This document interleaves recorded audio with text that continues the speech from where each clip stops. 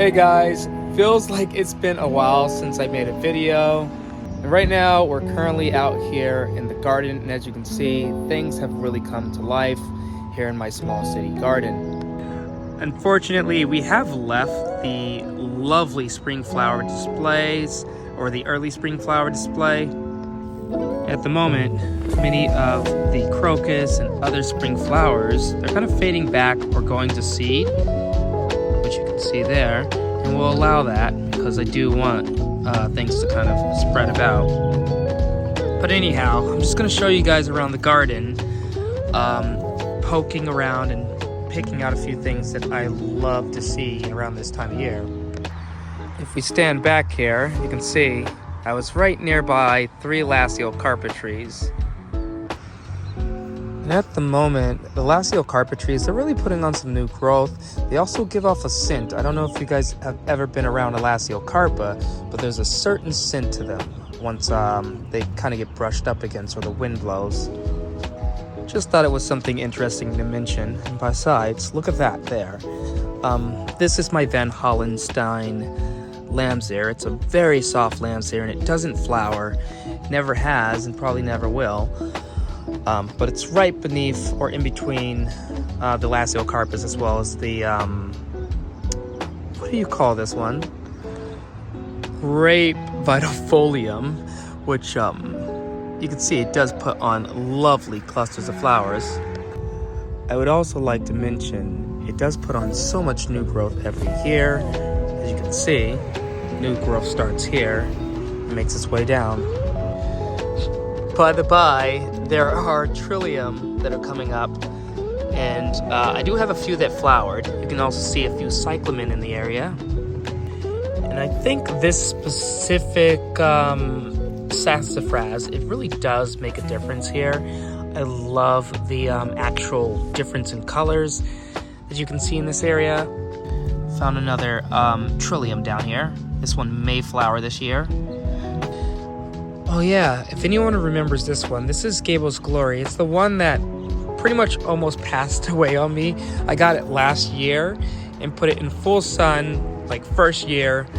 Bad mistake, it was in the hotter portions of the year, but we did rectify the situation. I dug it up, put it in a pot, and kind of limped it along.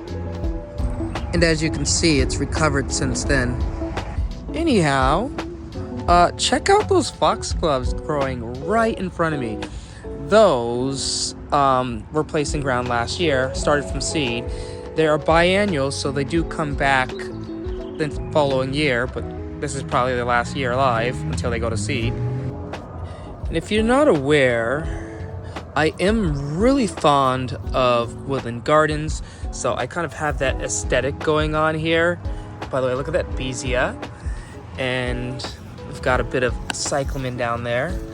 I let things spread by seed. Oh, we got a new plant here. This one is a hepatica by the name of Pink Reverse.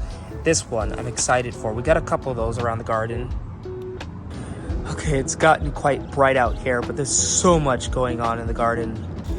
I know a lot of people aren't fans of like vines and maybe some ground covers, but this is wire vine.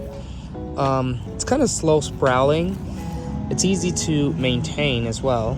It's a little glossy guy down here. So not the Vermont, I can't remember. Mount Vermont. So not this plant here, which I believe is the Mount Vermont, but the little glimmery, shiny, leaved wire vine down beneath. That's my ground cover. And nearby, I see a bunch of lilies coming up. I love lilies. And since we're in the area, I may as well mention that Ichioji is going to be like one of the last trees to leaf out. It's another one of the new Japanese maple trees we got for the garden. As you can see, we got this one in 2024, so last year. I really have high hope for this one in the way of, say, spring and fall. Fall mostly is what I'm looking forward to when it comes to this tree. By the way, hydrangeas, these guys are leafing out and they're all over the garden. leafing out. These are the paniculata, they leaf out later. But if I showed you the actual microphyllias, which we will get to eventually, you'll see that they're a lot more filled out. You can probably see in just this little square footage, an ostrich fern, a sword fern, there's a hosta in the back, but this, I love these. These are epimediums. The foliage on these, they have like designs to the veinings, and I love it. Some different than others, some more colorful than others. It just depends on the variety. They also do shoots of flowers during the actual spring months, or the spring, I want to say early spring, I guess. Here's a much larger one right beneath the kindred spirit oak tree, and as you can see, it is quite large and fluffy. Besides this lovely epimedium here, I did notice that a lot of this variegated Solomon seal has come up. This one's even got a flower on it. But many videos ago, we did do a division. This is one of the divisions. I want to say maybe 2 years ago now. They're kind of like slow to pick back up after you divide them, so do be warned. I found another fantastic plant. This is another fern, or I don't know how many ferns we showed so far, but this is the Dudia media. I'll put the name up on the screen. And it's called raspberry fern. So it puts off this lovely red fronds. It's kind of like deer fern, sprouts low to the ground. And if you have a bunch of this, it's really a good display for springtime. Nearby the Dudia, you can actually find the Taylor. And Taylor, it's a lovely pink color for a Japanese maple tree. I love it. I hear a lot of like bad with Taylor. Usually people have a hard time with it. I've had this plant for around since 2021, if you can see on the label. I do make sure to have my dates, but 2021 is when this was first purchased and put in the ground. It's been alive ever since, so I don't really have issues with it. I hope I don't run into any. And usually the pink colors are always vibrant during the spring. It will get some green though, as the spring progresses. Speaking of Japanese maple trees, I thought I'd show you a bigger one. This one is my Katsura. And unfortunately, I didn't show you guys the spring color. I should have. It was this lovely yellow-orange color, like through and through. We've done it, or we've shown it off in many other videos, but I love this tree. It's actually one of my favorites, and it puts off like really lovely fall colors, well, depending on the year, mostly. And when it comes to spring, we only get like maybe a couple, maybe 3 weeks, possibly. 3 weeks is probably pushing it. It's usually like 2 weeks of spring color for this lovely Katsura, which is probably a good 12 foot tall now. By the way, I'm starting to think this waterfall that we got back in 2021 may actually be a different plant, or it had been mislabeled possibly. Maybe. As this tree, it really looks more closely to my Fairy Lights Japanese maple trees. And if you can see the bark and whatnot, it looks more like the Japonicans. So I'm not 100% sure. Even the clusters remind me of it. If you can see that there. I do have a varietas, which I'll show you in a second. And varietas is supposed to be pretty much the same plant as waterfall. And if you look at the leaf nodes too, this is why I kind of think it's really not waterfall. It's gotta be mislabeled. It has to be. Okay, I thought I'd show you the varietas so you can see the comparison here. Like, that doesn't look too close. Or actually, you know what? Maybe. It might be. It's just this just has like a sharper look to it than the waterfall. The waterfall looks a lot softer and feels a lot softer. Where the varieties, I don't know. Maybe they are the same plant. Maybe it was labeled properly. Who knows? But I'm gonna stand back and you can see the varieties there. It's right nearby some azaleas, which are in bloom. And you can see an ostrich fern over here too, which is pretty. And let's look at that azalea back there. In this area, it's just a planting of 3 azaleas. I actually don't remember the name to these guys. I might be able to find a tag. I might have left it on there. Well, you look at that. It's a tag. And it's called Chorobil azalea.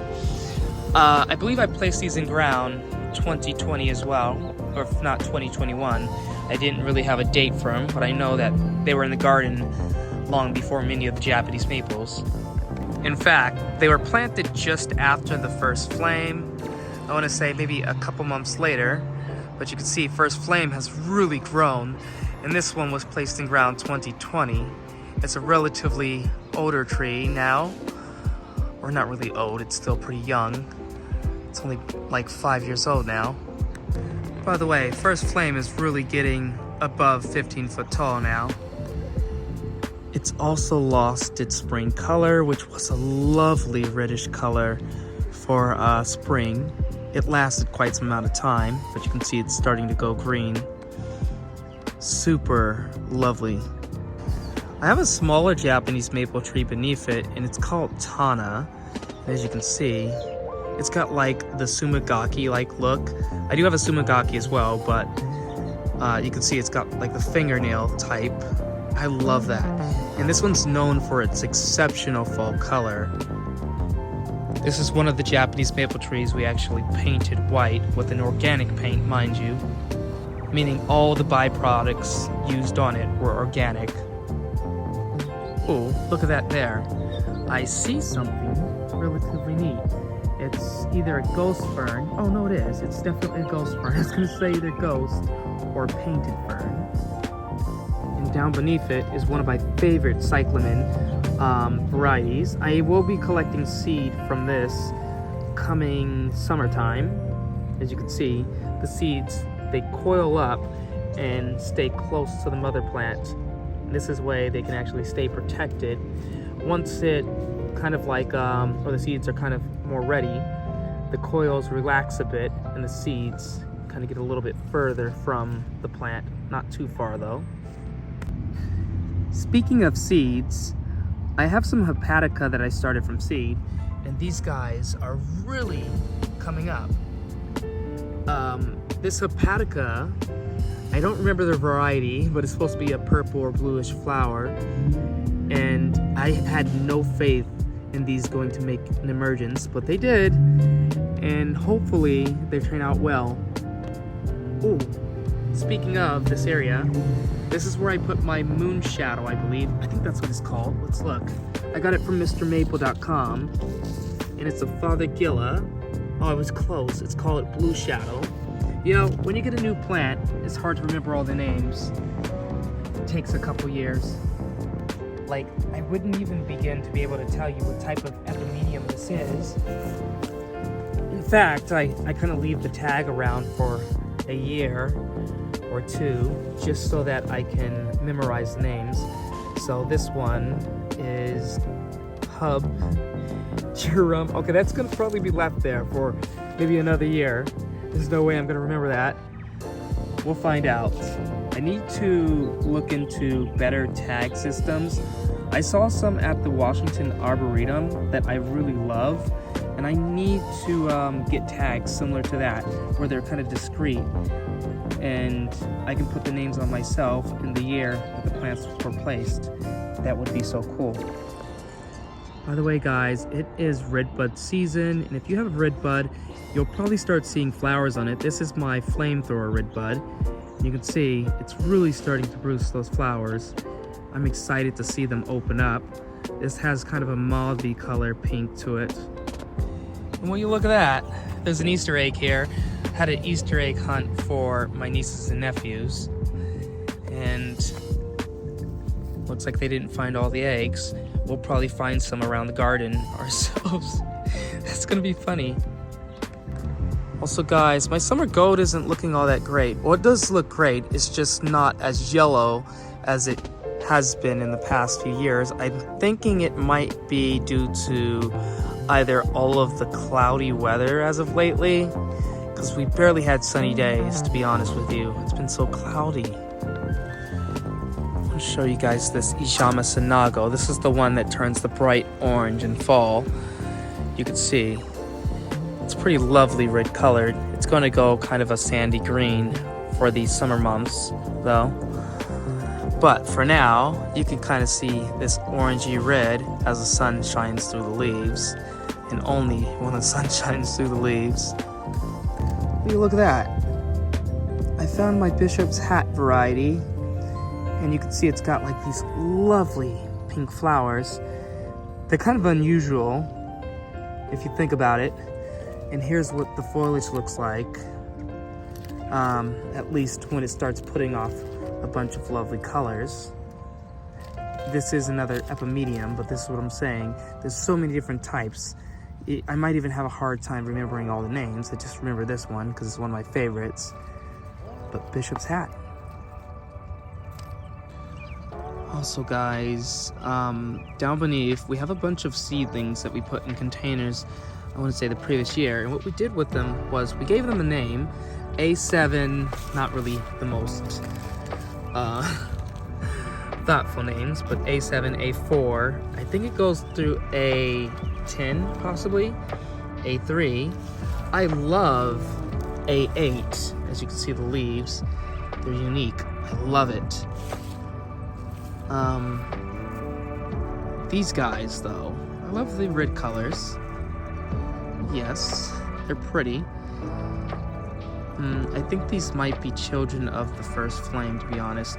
I don't know, because the seeds just drop and they come up, and I sometimes pick them up. Or I think I started these ones in containers. I can't remember.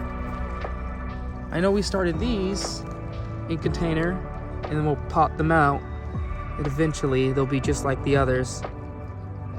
Oh, I see something interesting in the back there. I'm gonna walk over there and show you what it is. These we put in ground this year. I try to sporadically place them in this area. And what it is redwood sorrel. These grow beneath the redwood forest. And they're unique in the way of they'll fold their actual foliage to protect themselves against different elements.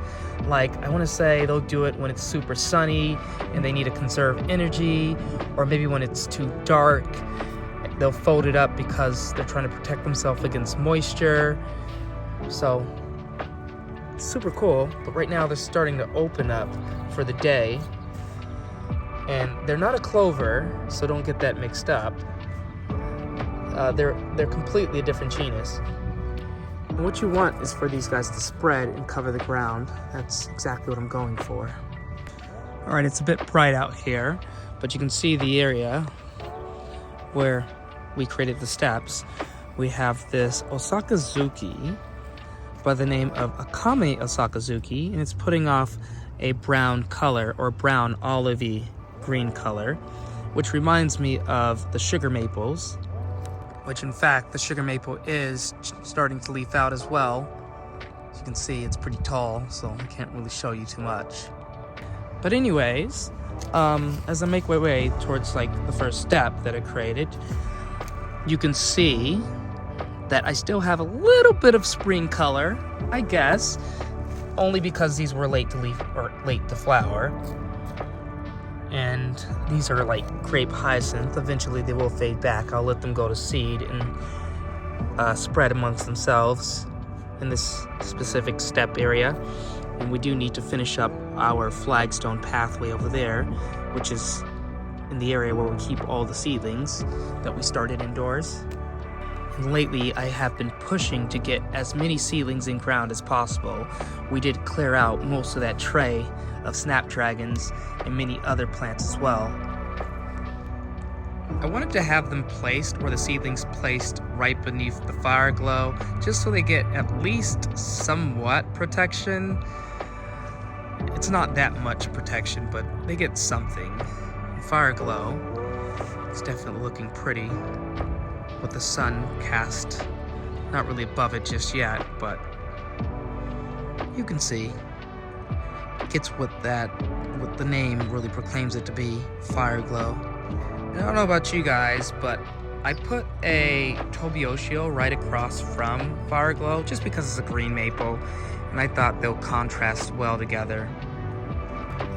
Tobiosio is the one that I try to prune like a bonsai in ground, but because the tree is getting quite large, it's starting to look less bonsai-esque and more tree form. I'll give it that it does have still quite some amount of windows that I pruned in, so you can see the other trees. Oh my goodness, this is Sengokaku. Look at the leaves and the actual stems. Still has that coral bark color, and you can also see Oshiobini right behind it. Oshiobini is that red color Japanese maple tree. By the way, I've seen people say that Oshiobini is not all that special, but to me, it definitely is. I got this tree because I've always paid attention to the Oshiobini at the Portland Ave Nurse. And I remember when I was first visiting there, the tree was this vibrant orange color when the light shined above it. Although we're not really getting that color this year, but some years this tree is more along the colors of orange rather than red. So I would say it's a little more different than Bloodgood or Emperor One.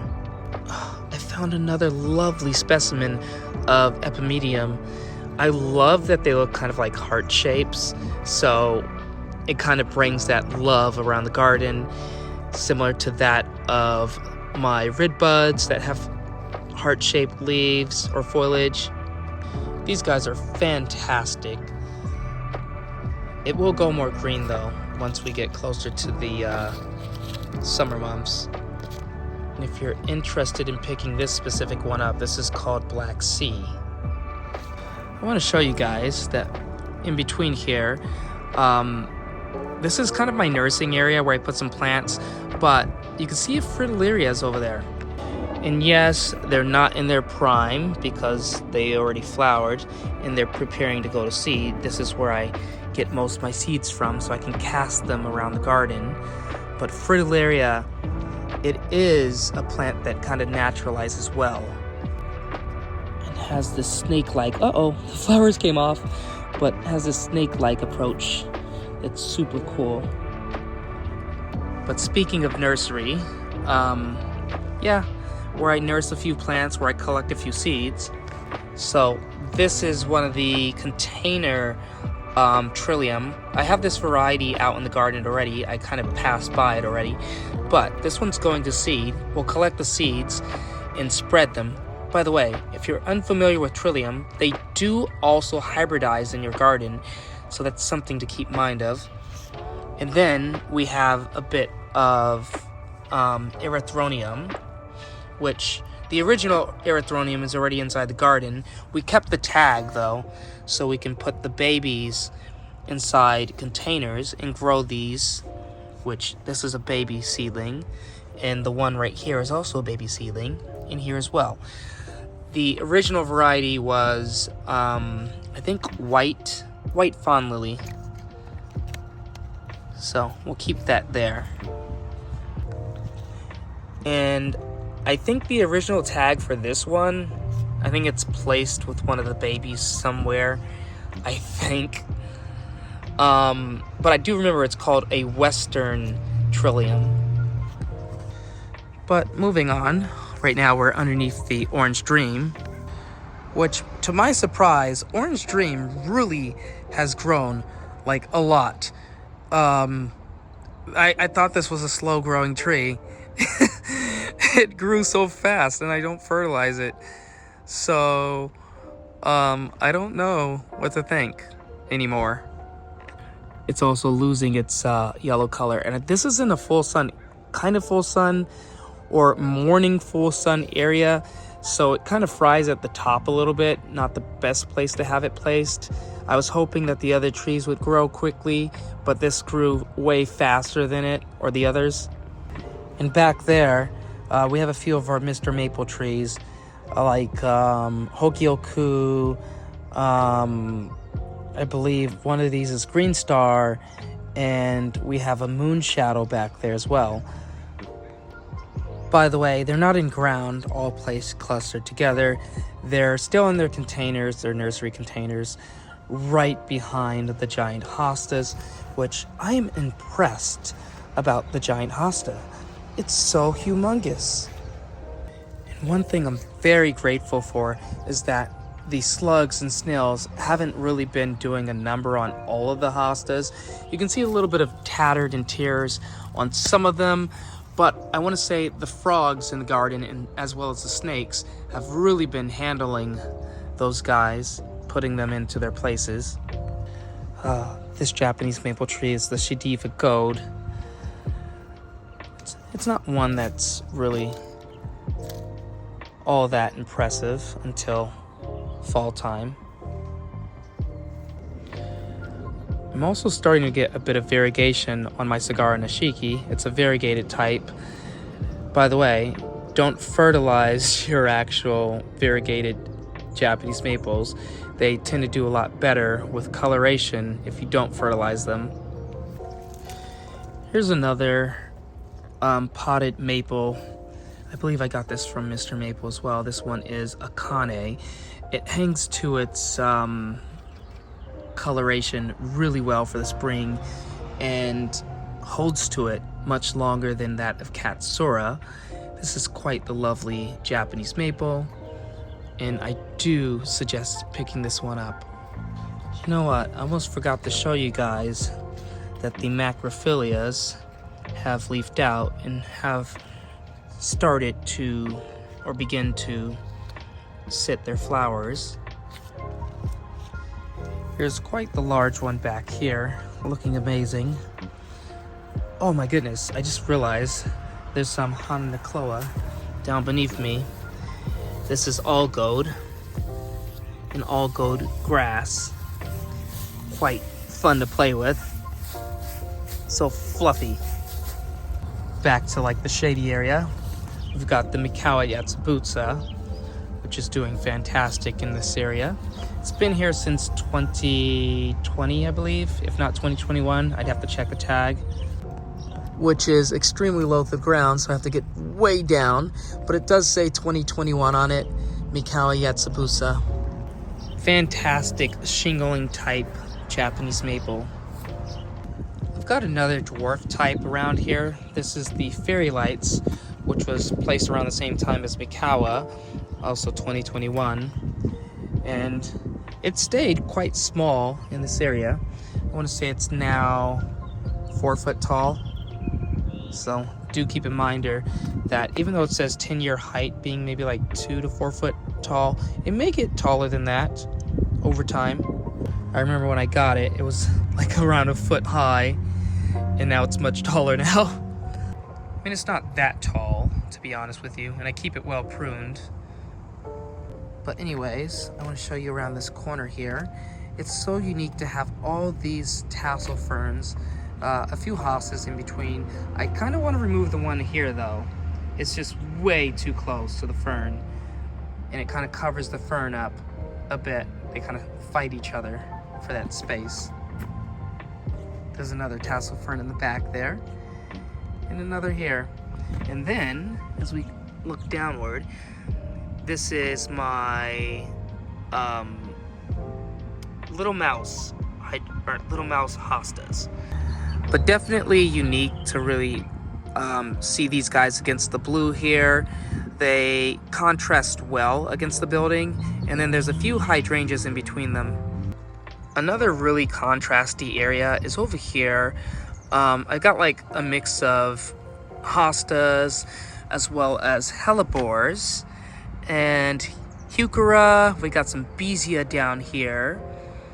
Oh, this is a ghost fern, and I think an autumn fern down there. And then I want to show you one thing that I always found interesting, which is this Coreopsis. And if you're unfamiliar with Coreopsis, it is in the Hamamelidaceae. I'll put the name up for you, but it's a part of that family. And there's a lot of plants in that family, and I have quite some amount of the type. I'll probably show you guys in a bit here. But this specific winter hazel, or Coreopsis, it has like this flower chain-like appearance. So they dangle down and they flower quite profusely, but the flowers are just around done here. This one, I'm going to keep it pruned very small in this area. So this is another one in the family, and it's called Fothergilla. It's a witch alder, but it's still in the Hamamelidaceae. Whatever. I'll put the name up again. But it's in the same family. Whoops! And I broke a branch. And unlike winter hazel, this one starts flowering in early spring. It kind of smells of honey. I want to say the winter hazel, the one we left, flowers in late winter. So you get multiple different seasons of flowers. And the foliage looks a little similar to one another, as you can tell. Although it's not the yellow color. I just mean like the leaf shape and veinings. Another one of the family members is witch hazel. And you can see it's got a bit of a bigger leaf, but you still get that same shape, or kind of similar same shape, and the veins looking around close to the same. Winter or witch hazel does flower in the winter time. The flowers have already faded back, but it was stunning when it did flower. Quite lovely, in fact.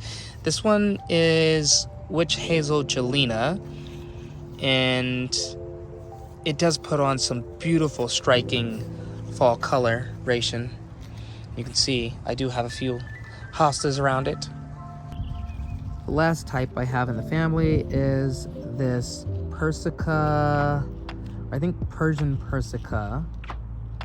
You know what? I'll put the name up for you. But this one does produce lovely fall colors as well, and it flowers in the winter time as well. And I think it originates from parts of Iran, if not Asia. And right now, it's quite the small tree, as it's only been in ground for a couple years now. I need to show you guys what it looks like in fall, though. It's quite pretty. Well, anyhow, I hope you guys enjoyed the look around. It's getting a little bit later, or the video's getting long. So I think I'll end it here, and I'll see you guys later. Peace.